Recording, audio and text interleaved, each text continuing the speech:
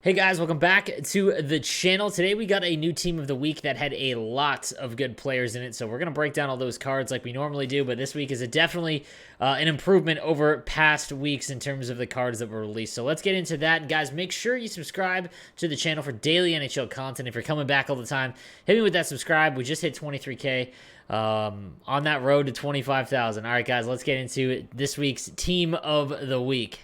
All right, we'll kick things off with the 94 Connor McDavid. Yes, we got another Connor, and this one was well-deserved as his last week was absolutely insane. So the plus of this is that it can be pulled all week long. So unlike the prime time where it was only out for a day, which drove up the cost of it to just an absurd heights, this is going to be in there for about a week. Now, a lot of people are going to say, hey, what one's better to get? Obviously, the primetime one with Barrage, which is a team-based synergy, and Howitzer, definitely a better synergy combo than Gladiator and Workhorse. That being said, don't overthink it. If you have got this card and you're hut rich, with Workhorse and Gladiator on, like, just with Workhorse alone, okay? Distributor will get this card to 99 speed, so I'm actually not opposed to saying that Workhorse isn't just as good. And then Gladiator, obviously, if you get that activated, it gets his slap shot up a little bit higher. Obviously, the one knock is that the Team of the Week version's wrist shot won't be as potent because of Howitzer not being there.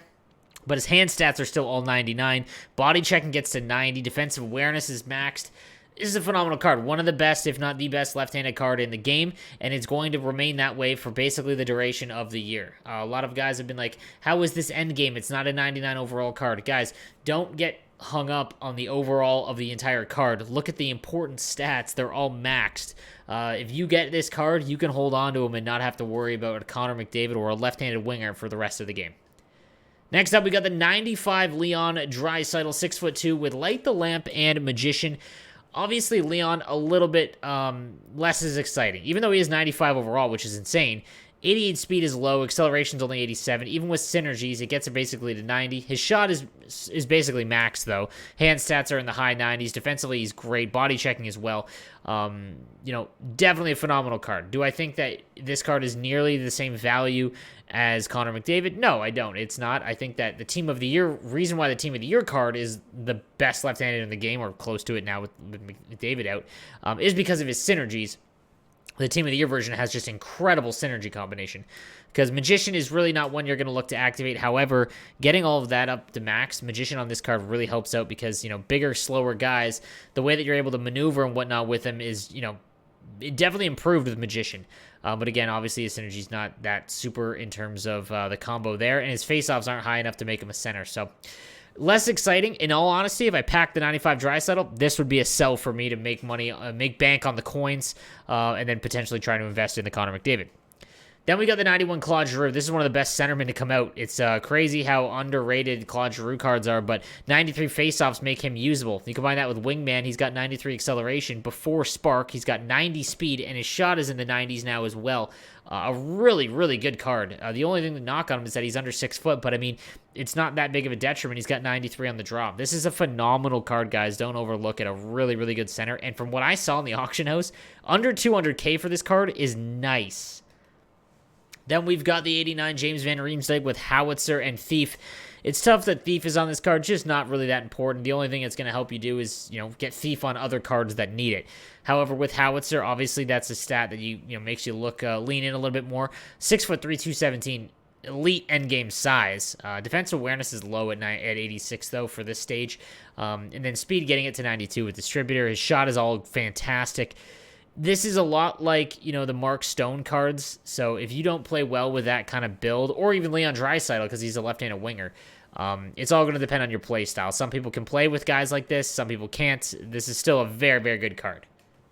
Then we've got the 83 Jonas Donskoy with Wingman and Light the Lamp. You can overlook this card if you were free to play or just starting out. Not one that I would look to invest, even if I was just starting out. Then we've got the 86 David Perron with Speedster and Magician. And again, Speedster gets his, with Speedster, you get that, Distributor up over 90. Shot's okay.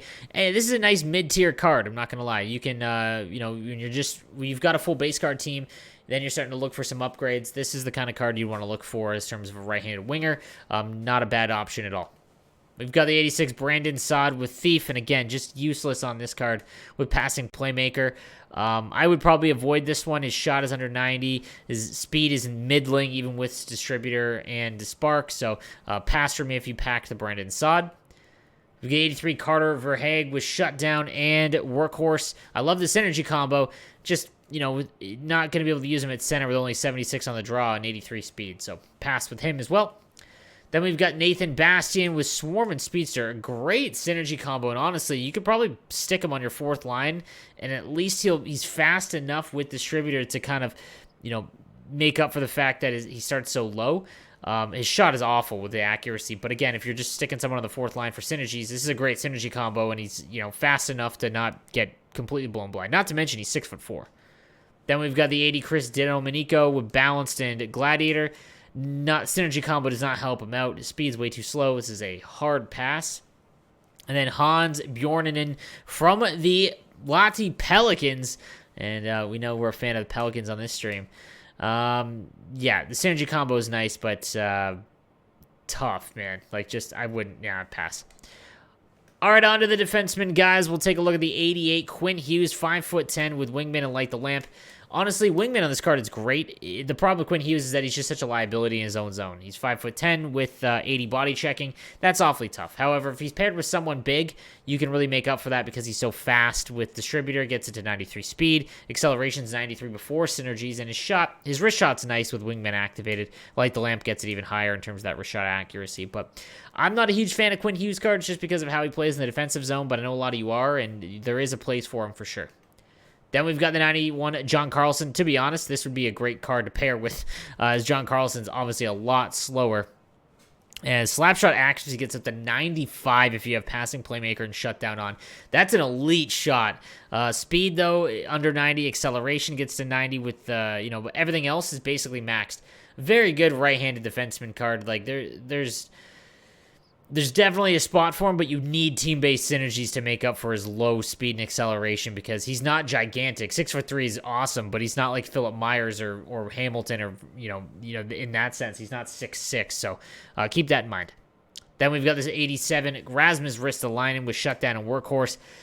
Again, it takes a certain kind of player to be able to play with this card. If you're starting out in the game and, you know, you're a very, very good player, you can get away with the fact because you know defensively, you know, where you've got to be and the routes that you need to take with gigantic guys that are slower. But definitely a good card because his shot is nice and Workhorse Shutdown's a nice combo on defensemen, but you need team-based synergies to, again, make him useful. And again, the majority of the player base is going to have a tough time defending the rush with him. And we've got the 87 Tyson Barrie with Howitzer and Gladiator. Howitzer obviously gets his speed over 90 with Distributor, and his shot is in the 90s as well. Great card. Again, a little bit smaller. Body checking is only 86 with Gladiator on. That being said, you know, for the base card teams, you're looking to make that first upgrade, you know, from like the, you know, Speedster Letang or the base Letang or, you know, those kinds of cards. This is the kind of card you want to look for. So just watch for him if you are a free-to-play team or you're just starting out. Then we've got the 78 Tyson Hins. Even if you're looking for a synergy dump, no, 80 speed is not going to be doable on the back end. And then John Latner. Speedster gets him to 87 with Barrage. That's not awful. Again, I don't like synergy dumps on defense, though. It's such an important position, and yeah, like, I would not. All right, now let's look at the goaltenders. We've got the 87 Thatcher Demko, and I'm not going to lie, this is the first team of the week goaltender that I'm actually curious in. His aggression is great at 74, and his glove high, stick high are good at 89, and he comes with Swarm to Distributor. So a great all-around card, in all honesty. I'm curious to what you guys that get to play with him say. So let me know in the comment section if you get to use this card, if I should recommend it or not. This looks like a really nice card. Then we've got Vitek Vanashek with Distributor and Heart and Soul. Obviously not going to use him, and there's better backup goaltenders. All right, guys, so that is going to do it for this week's Team of the Week. Let me know what you think in the comments section down below, and make sure you subscribe for daily NHL content. I'll see you next time.